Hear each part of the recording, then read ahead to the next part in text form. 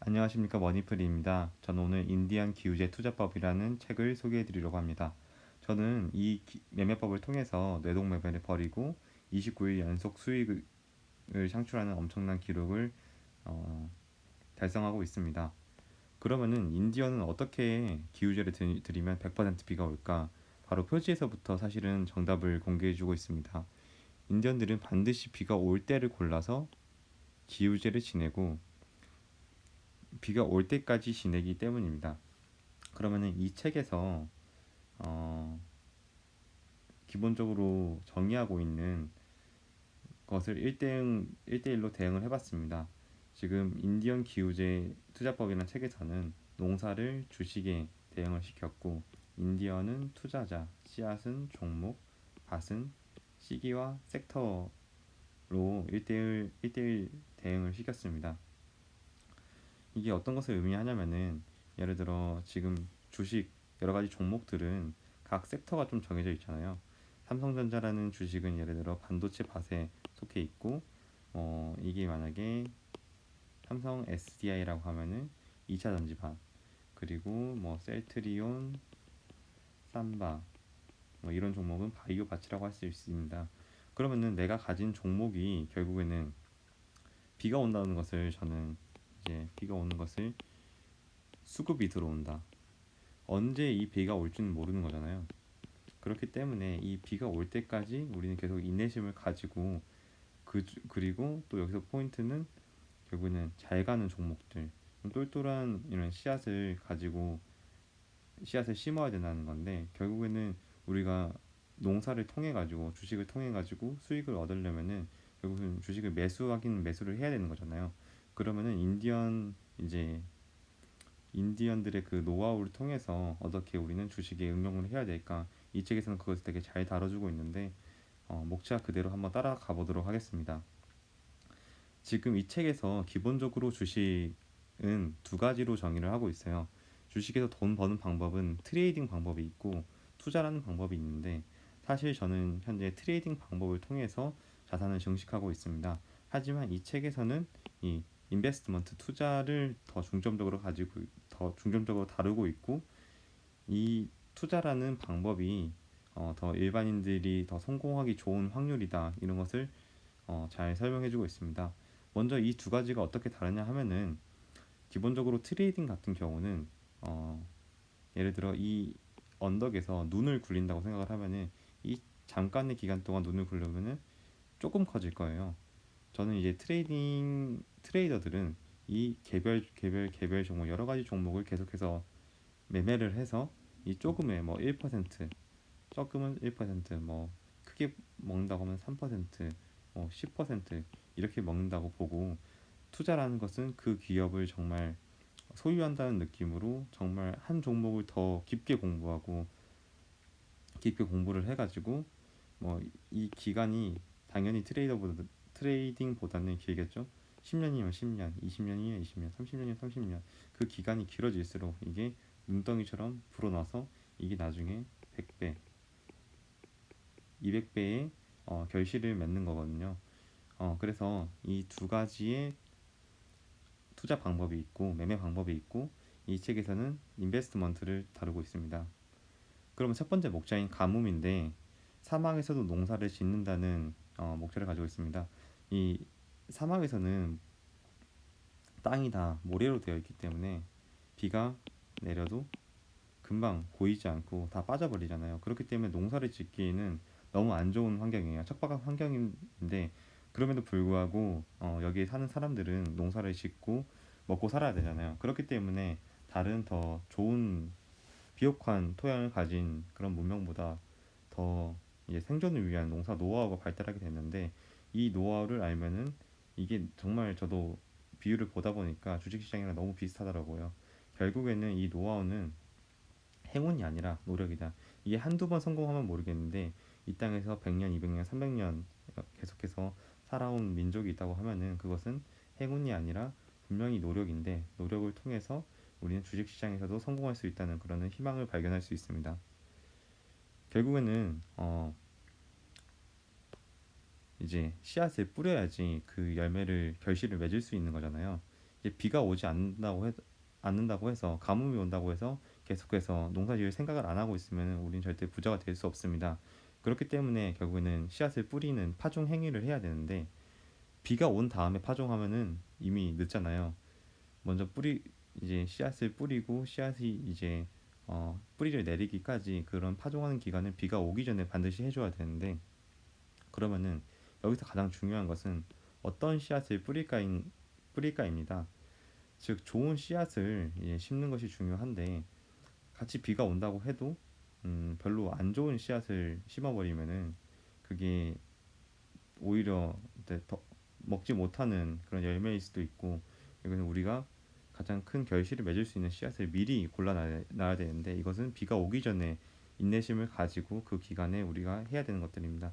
두 가지 종목을 좀 예시를 들어봤는데 삼성전자는 주식은 과거부터 지금 현재까지 꾸준히 계속해서 상승하는 기업이잖아요. 이런 기업은 성장하는 기업, 즉 좋은 씨앗이라고 볼 수 있고 현재 시점에서 과거 삼성중공업이라는 주식은 과거에는 엄청 좋았지만 현재까지 왔을 때 과거 시점에 봤을 때 이거는 절대 성장하는 기업이 아니라 그 시점에서는 이제 나쁜 기업이라고 볼 수 있습니다.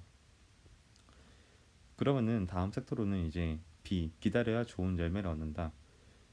결국에는 파종을 하고 비가 올 때까지 기다려야지 그 수익을 얻을 수 있는데 계속해서 뭐 하루 이틀 기우제를 드린다고 해도 내가 생각한 타이밍에 꼭 비가 내리는 건 아니잖아요. 그럼 비가 결국에는 수급이 들어올 때까지 그것을 인내심 있게 기다려야 되는데 인내심 있게 기다리는 방법은 전 두 가지로 좀 생각을 해봤습니다. 먼저 우량주에 저축하듯이 쌓아가는 건데 이것을 한 번에 내일 비가 올 거다 이렇게 확실한 믿음을 가지고 너무 큰 비중을 담게 되면은 계속되는 갑작스러운 이제 변동 상황 때문에 계속해서 이제 하락이 이어지면 그것을 버틸 수가 없거든요. 그렇기 때문에 우량주에 저축하듯이 이제 주가가 이렇게 좋은 기업을 골랐다면은 분명히 오르락 내리락 하다가 쭉 우상향을 할 거거든요. 그렇기 때문에 이 시점 안 올라도 계속해서 조금씩 저축해서 매수를 하다 보면은 이것이 아까처럼 눈덩이 커지듯이 불어난다. 이렇게 해서 결국에는 우량주 저축하는 방법이 가장 좋은 투자법이라는 것이 이미 여러 곳에서 증명되고 있습니다. 그리고 이런 좀 여유를 가질 수 있는 부분은 이렇게 계속해서 오랜 기간 장기 투자를 하려면은 결국에는 심적인 여유가 있어야 되는데 여유, 자금을 가지고 여유, 여유 현금 10%를 남겨라. 이 10%가 의미하는 것은 사실 계좌에 이제 예수금을 넣어놨다고 해도 다 주식을 사버리는 이제 그런 충동이 계속해서 생기는데 이 10%를 남긴다는 것 자체가 그 사람이 정말 좋은 습관을 가지고 있고 욕심을 좀 욕심에 대한 절제 능력이 생긴 거라고 이제 표현을 하더라고요. 저도 이제 봤을 때 달라진 부분이 아무리 좋다고 이건 진짜 주식을 사야 되는 때라고 해도 계속해서 이 현금 비율을 좀 유지하고 있는데 이런 것을 좀 보면은 내가 정말 지금 욕심을 절제하고 있는가 아닌가에 대한 지표로 삼기 좋은 것 같습니다. 네 번째로는 이제 기우제 택일인데 비올 확률이 높을 때 기우제를 지내는 거잖아요. 비올 확률이 높지도 않은데 이제 기우제를 지내면은 그 기우제를 지내는 기간이 너무 지루해지고 결국에는 실망하고 이제 떠날 확률이 높습니다. 뭐 가령 우리나라 사람한테 뭐 기우제를 언제 지낼까요 하면 저 같으면은 뭐 6월 당연히 비가 집중되는 그런 여름 기간 장마 기간을 택하겠는데 바보같이 겨울철부터 기우제를 드리기 시작하면은 너무나도 오랜 기간 이제 인내를 해야 되기 때문에 힘이 들게 되는데 그런 기간이 우리 증시에서 언제 있었냐 한 91년부터 현재까지를 바라보면은 이것은 이미 지난 시점에서 바라보는 것이기 때문에 정확하지는 않을 수 있지만 결국에는 하락이 엄청 많이 나온 시점 그 시점에 들어가는 것이 가장 좋은 것을 볼 수 있습니다. 그렇기 때문에 이제 98년 IMF 때나 2008년의 리만 브라더스 사태라던가, 그리고 장기 횡보하는 기간, 그리고 얼마 전에 있었던 코로나 급락 사태에서 계속해서 이게 주식을 매수해야 하는 타이밍이다, 이제 기우제를 드릴 타이밍이다, 이것을 좀 여기에 대한 통찰이 있던 분은 지금 시장에서 엄청난 수익을 누리고 있는 분이라고 볼 수 있겠습니다. 그러면 이제 마지막 이 책에서 다루고 있는 것은 비온 후에는 어떻게 관리를 해야 되냐. 철저한 관리는 풍성한 수확물을 낳는다고 하는데, 한 번, 두 번의 이제 운에 의해서 크게 돈을 벌 수가 있는데, 결국에는 이거는 좋은 습관을 장기적으로 얼마나 보유할 수 있냐의 싸움인 것 같아요. 여기서 15가지의 좀 그런 습관을 이제 이거를 매매 원칙이라고 하는데, 매매 원칙을 좀 소개하고 있는데, 첫 번째는 미수거래를 하지 않습니다. 미수거래를 하면은 결국에는 깡통 가는 지름길이다. 옵션을 하지 않는다. 옵션을 이제 하지 말라고 하는 이유는 너무 투기성이 강해가지고 여기서 한번 운 좋게 땄다고 해도 결국에는 어, 종착점은 이제 이것도 깡통 계좌를 가는 지름길이라고 말하고 있고요. 세 번째, 잠재 위험이 있는 종목을 제거한다.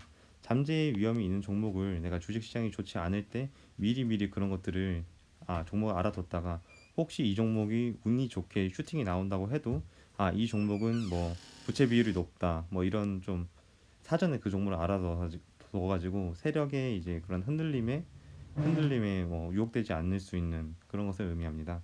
네 번째는 기업 규모의 제한을 둔다는 건데, 기업이 이제 너무 작거나 시가총액이 너무 작거나 그러면은 어 우리가 결국에는 이것도 세력에 휘둘릴 수가 있는 거거든요. 그렇기 때문에 어느 정도 기업 규모의 제한을 둬가지고 이게 상폐되지 않는지 적당한 이제 우량주의 투자라는 의미고요.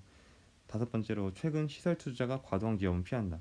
사실은 시설 투자를 많이 하게 되면은 내년, 내후년, 다음부터는 이제 오히려 영업이익이 좋아질 수 있는데, 시설 투자를 하고 이제 바로 그 다음 해에는 그 시설 투자 비용이 너무 많이 들어갔기 때문에 영업이익이 좋지 않게 나올 때가 많거든요. 그렇기 때문에 그런 의미에서 좀 단기적으로는 피해 주는 게 좋다.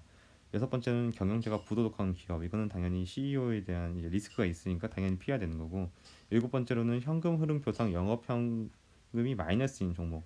영업 현금이 마이너스라는 것은 현금 흐름이 좋지 않다는 것이니까, 이게 갑작스러운 뭐 부채를 상환해야 되는 거다던가 그런 이제 외부 요인이 있을 때 유연하게 대응하지 못하기 때문에 이런 종목은 좀 피하는 게 좋고요. 왜냐면은 이거 말고도 더 좋은 종목이 많이 널려 있으니까요.